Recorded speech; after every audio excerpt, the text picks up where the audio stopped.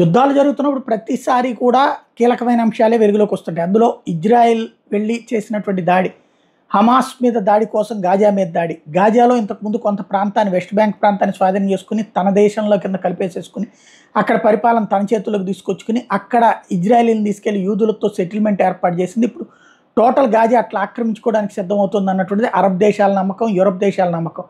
అయితే దాన్నంతా నేను ఖాళీ చేపిస్తాను, తీవ్రవాదులను అక్కడి నుంచి తరిమేస్తాను, ఆ ప్రదేశాన్ని బఫర్ జోన్గా ప్రకటిస్తాను, ఆ అవతల పక్కన వాళ్ళ తీవ్రవాదులు సావమనండి, అక్కడ సరైన ప్రభుత్వం మీరు నడుపుకోండి, కావాలంటే అరబ్ దేశాలు నడుపుతారు, యూరప్ దేశాలు ఎవరు నడుపుతారంటే వాళ్ళకి ఇచ్చేస్తాను, కానీ మా పక్కనకు వచ్చి వీళ్ళు ఉండటానికి మాత్రం వీల్లేదంటాడు నెతన్యాహు. అయితే వీటి మీద చర్చలు సాగుతానని Israel stayed away from 2 important events hosted by Saudi Arabia and Riyadh this week.